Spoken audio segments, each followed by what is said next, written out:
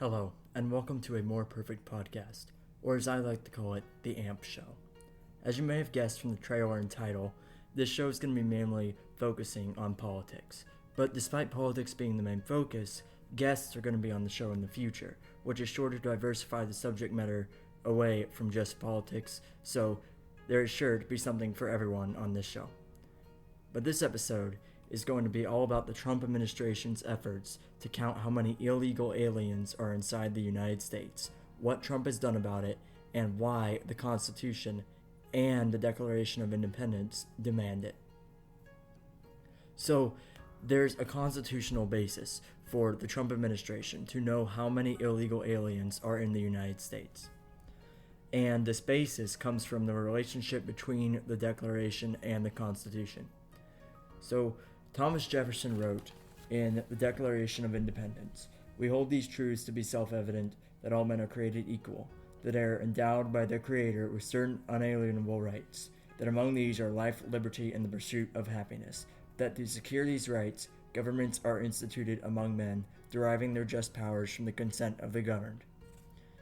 And he wrote this, and he was basing it upon Lockean principles. So this guy called John Locke wrote a book called The Second Treatise of Government, and he came up with two types of power for the people. One is constitutive, so they have the power to form a government, and the second is the legislative power. So this is the temporary power, he said, to create laws and legislation through government.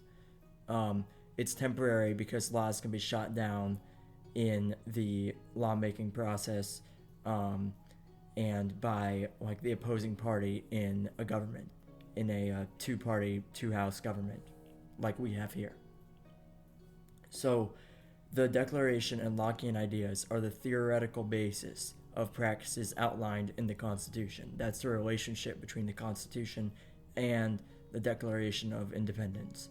So the Constitution gives power to the citizenry when it says in Article 1, Section 2, the House of Representatives shall be composed of members chosen every second year by the people of several states. And what that basically means is people are voting their officials into office. It gave us the basis of elections. This fantastic newspaper I read the other day emphasizes this relationship even more, where it says, liberals believe that the promises of the Declaration can be realized only with a powerful government that fights inequality, protects minorities, and expands democracy.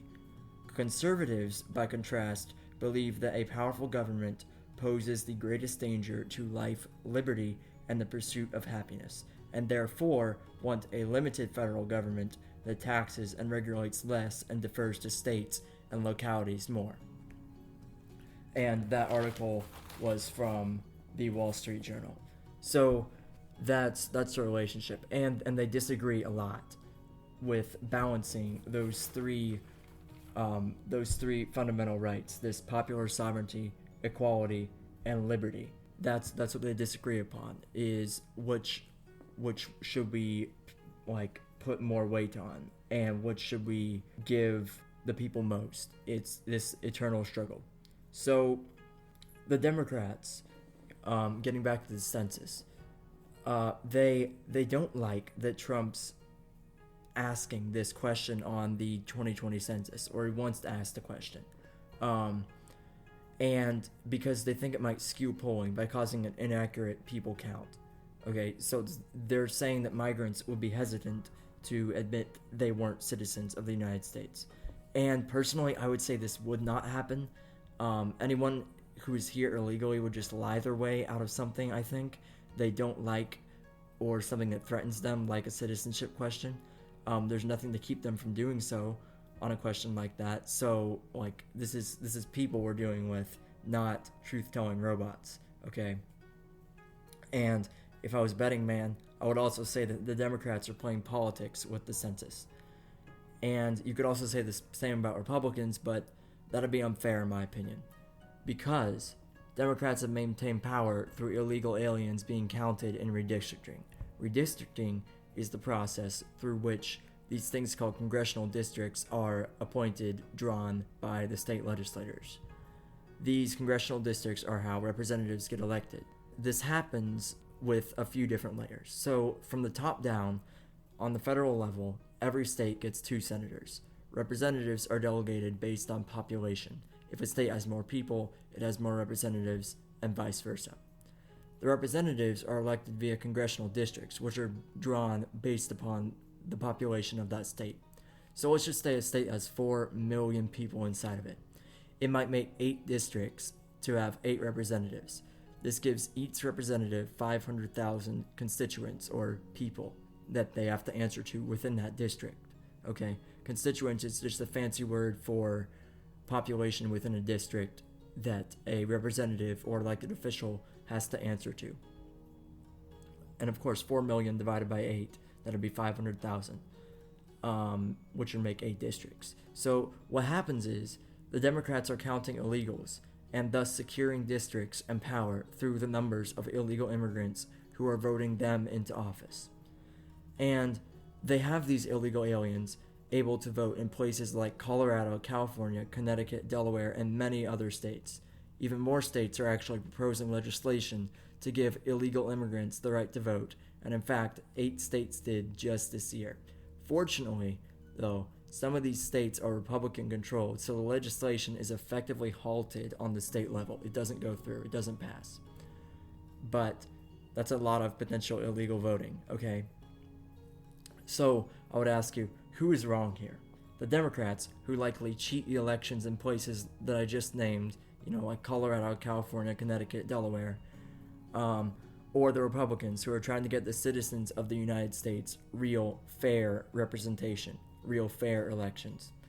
It would seem to me that if you try to argue that Trump is wrong in attempting to count illegal immigrants, you are advocating, knowingly or unknowingly, against fair elections, and to me at least, the United States' sovereignty as a nation itself. I would ask you, what is a nation when it does not serve its own people? We are not the world's nation, we are the United States of America, for the United States citizens. It boils down to this. How is a government by the people and for the people supposed to rule for its people when the subjects of that government cannot be determined? This is the reason it is so important that we figure out the number of illegals in this country in 2020, so that we can once again have fair elections and a government that the people of the United States want, not the people from other countries. We aren't a part of Canada. We aren't a part of Mexico. Why should they have a say in our elections? Finally, what is Trump doing about it?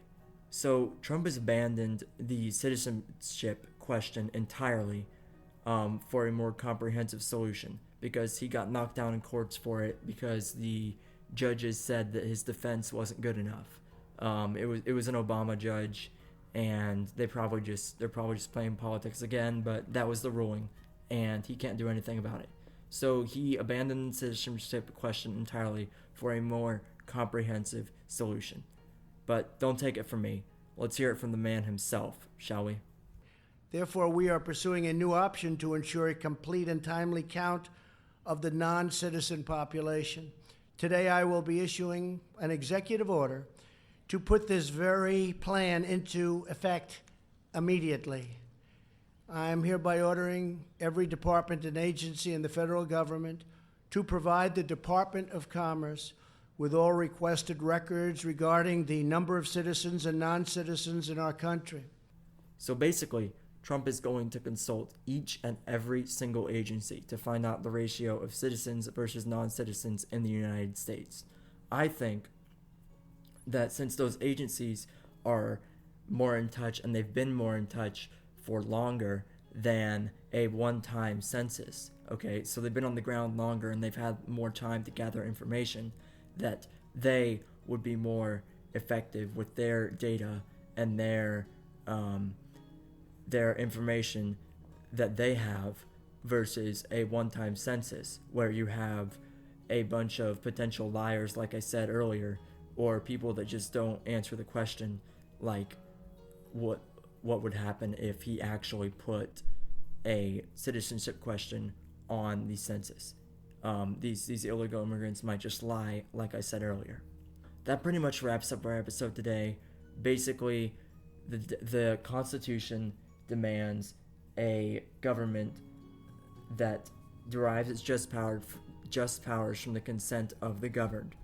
Like, how does this government that the Constitution talk about derive its powers from the consent of the governed when the consent of the governed aren't the people that are governed? Like, they aren't the citizens of the United States. They aren't under the government of the United States. They are people from a foreign nation, whether it be Canada, Mexico, China. There's a lot of them. And they don't have a right to vote here. They shouldn't vote here. And you should vote if you are a legal citizen of the United States. But if you are illegal, I would say that is unfair representation. And frankly, I wouldn't even consider you an elected official if you're just representing illegal immigrants in your district, because they shouldn't be counted because they are not citizens of the United States of America. If you could subscribe for future episodes to get notifications for those future episodes, and you could give me a 5-star review on wherever you're listening. I believe I'm on Spotify and Apple Podcasts, so that would help me out a lot. And you have a more perfect day.